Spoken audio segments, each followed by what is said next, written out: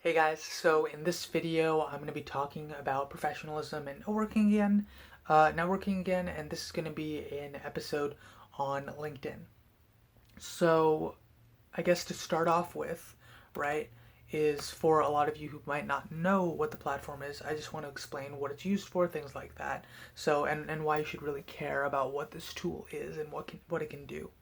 So LinkedIn is a platform that you can use to develop your professional side or to show your professional side to employers, to other coworkers, to friends, family, really anyone out there on the platform. That's really what its purpose is for, to show other people um, different projects, different things that you're working on, and different ideas that relate to you as a professional.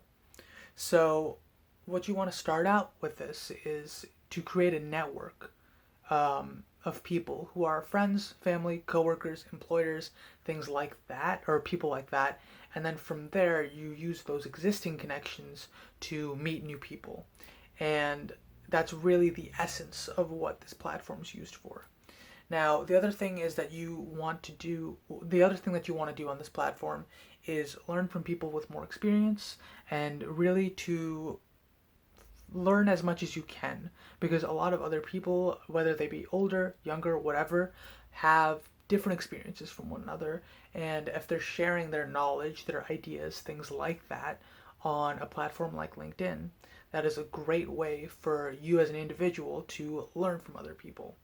And so the last thing that I would say is very generally what I guess the end goals of this platform are is to find jobs, internships, and mentors. And really, I would say it's more finding an opportunity and finding people to learn from, right? So your mentors, as well as whatever opportunity that you're looking for at that point, whether it be a job, an internship, co-op, whatever. And then on the other side of that is finding mentors or people that you can learn from in general. That could be other coworkers, past employers, friends, family, really anyone that's part of your network, and then people that you meet on the platform as well through your existing connections or shared interests as well. Yeah. So now, in order to get started, right, there are a couple things that you should really take note of. So the first is that you want to start by searching for people that you already know. And so this means like friends, family, and prior people, like people that you've worked with in the past. And this is like a very good place to start as your foundation. And then from there, what you'll do is try and build that up as you meet new people, as well as your existing network might introduce you to other human beings as well, as you go through your career. And so the other thing is to take a professional photo of yourself. And I don't mean like professionally, like as in get a photographer to take a photo of you. I mean just a picture of yourself that looks, I guess, business casual, business formal, something along those lines, so that you look presentable on the platform. And the reason for this is kind of like a Facebook for your career, right? That's a good way to think about it. And what you want to do is put forth like an image of yourself that is very presentable. And what that means is for guys, button down, maybe a tie, maybe even a full suit, things like that. And for girls to be wearing some type of professional dress as well. And so this is really just for the face of your page. As soon as someone clicks on your page or sees it in passing, they don't want you don't really just want to have a picture that looks very unprofessional of yourself, right? It's not like the same as something that you may put on Facebook or Instagram or really any other platform. You do want something that looks really nice for yourself. Now, the next thing is that you want to list your experiences and skills. And the reason for this is that, especially if it's an employer looking at there on your page, you want to show them exactly what your skills and experiences are. And this could be things that aren't necessarily on your resume just yet. It could be more than what's on your resume. So if an employer sees your link to your LinkedIn on your resume, they could kind of take a second look and delve a little bit deeper into who you are. And not only that, but other connections, things like that, can also um, say that yes, this person um, is really good with this skill, and they can also talk about exactly how they know this, which is like if they shared a project with you, things like that as well, which is really cool and very useful. So, and the last thing that I would say to remember is to use your personal email to create your LinkedIn account. And the reason I say this is because if you use a school email, a work email, those things can change. Things aren't really in your control. So you want to have this account on your personal account just so when you graduate, you still have access to it. If you ever leave your current position or internship, things like that, it's not really linked to those other entities. So you have full control over your own account, which I just think makes a lot more sense. Now, what to post? So for me, I don't like posting all that much. I like engaging more with like comments, likes, things like that, and trying to find a little bit more information about people in by seeing what they're putting out as well as just responding to those things. But every once in a while, I will also post myself, and normally I try to post about something that I found like a project that's interesting, things like that. And as of now, like there are a few different areas that I would say to start off with to think about what you can post about, and one is projects relating to your field. So this could include like really any personal project that you've done and just putting it online, telling people what it's about, and if you have other links, things like that that people could look more into, or if you just want to have a bunch of information on there, that also works too. So that's really up to you as to how much you want to put on there, but your projects can be listed in your LinkedIn profile as well, so people can see everything that you've done pretty much. Now, the other thing is event highlighting, or events highlighting leadership, as well as other soft skills. So, what I mean by this is pretty much anything that you've done that shows that you have some type of skill. And this relates to soft skills in particular, but it could also be technical skills, really. I would say technical skills more fall under projects, but with soft skills, it's also nice to have certain things there that show leadership quality, which could be things that you've done through clubs or other organizations as well. Next, you have information about your impact on a club or organization. And I think part of this is just having your position listed on your LinkedIn profile about where you are in a club. You could be a general member, you could be a e-board member, things like that, or you could be part of an organization, not part of a school as well. And whatever position you have for those, that really does show some level of impact that you're having on these clubs and organizations. So having that information on your LinkedIn is also very valuable. The other thing is your thoughts and your prior work experience. So for this, as I mentioned earlier, this is kind of like pretty much everything that you've done not on your own, right? What have you done to impact other companies, other groups, right? It's a similar thing to the previous one, except this is more for like internships, job opportunities, things like that. And really, what have you done as of now? And that could be nothing, right? It could be literally you haven't had a job in your field, but maybe you did tutoring, or maybe you even worked at an hourly waged job, like working at a grocery store, right? That stuff can still show up on your LinkedIn, and that's totally fine, because everyone does start out somewhere, and that's definitely something that you kind of have to internalize, right? It doesn't matter where you are yet. It's just these are the things, these are like the stepping stones that you want to show. It pretty much shows like a long history of where you started and as you grow, where you have gone. And I think that's really cool to see because you can just view someone's profile and see what they've done over the past 7, 10, 12 plus years and really see how their career has progressed from something that probably might not even relate to where they are now to how they transitioned into what they're doing at this moment. So yeah, it's really just a great way to show not only how you've impacted different organizations, but also how you've changed in your focus and things like that over time. Now, there are three things that I would say to remember about LinkedIn, and that is that you want to make connections, you want to engage, and you want to be confident. So when I say make connections, this is kind of one of the most obvious things. You want to meet new people, but you also want to basically create connections with people that you might already know, right?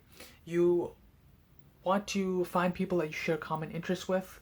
You want to and you want to engage those people. So when I go into engaging, that's not only do you make these connections, but you're also talking to them, right, on a consistent basis. You're strengthening this network that you're trying to create. And without that, there's really no point in making a connection to begin with, because if you never contact that person, if you never have a conversation with them, there's really no point in just having them listed as a connection. And the final thing is being confident. So I would say don't be afraid to share your own thoughts, right? A lot of us, especially if we're first starting out, we don't want to sound stupid. We don't want to sound like we don't know what we're talking about. But guess what? You don't. You might not. You might have certain things that you're very competent in and other things that you don't know anything about.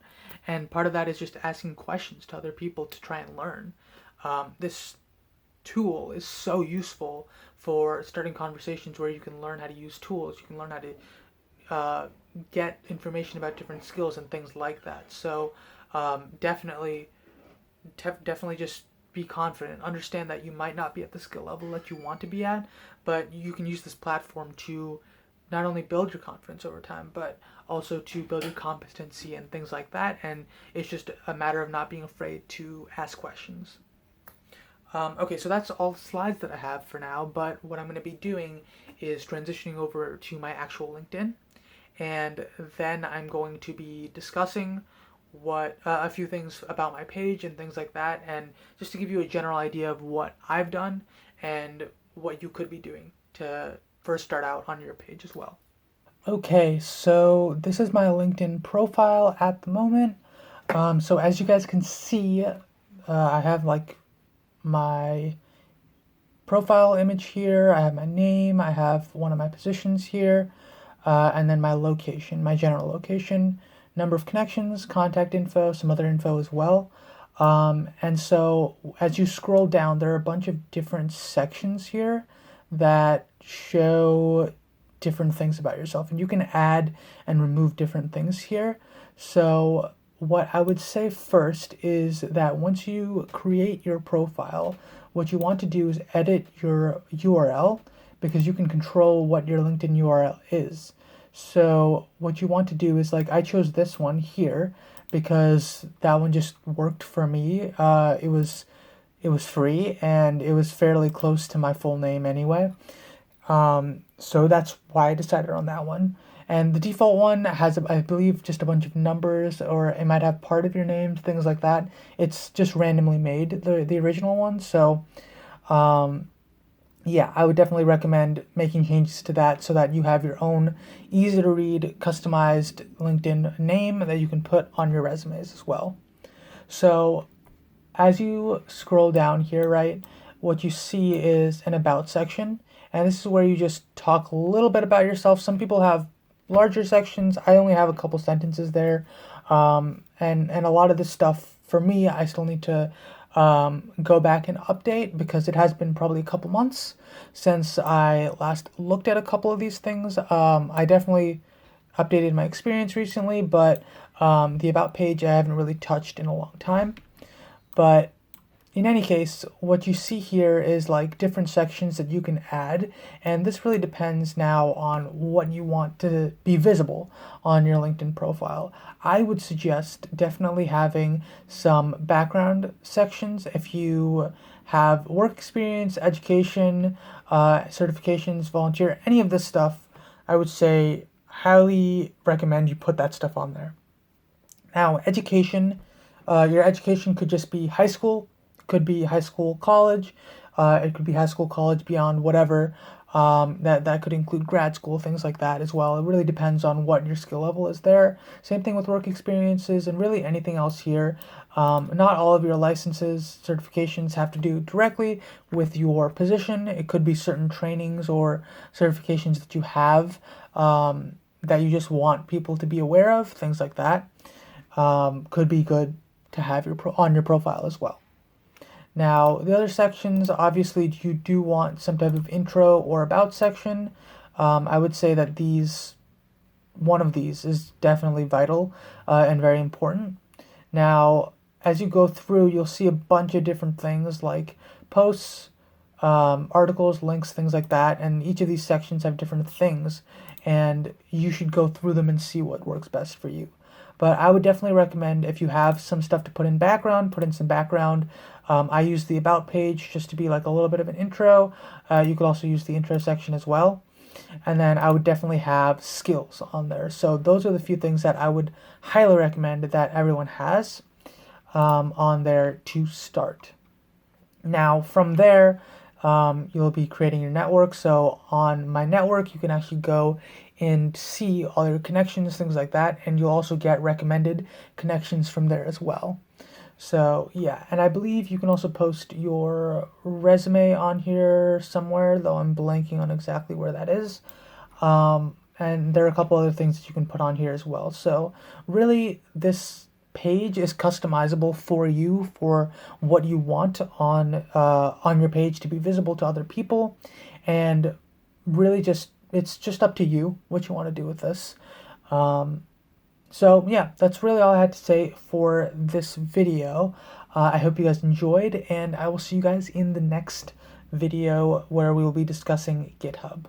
I really hope you guys enjoyed watching that video.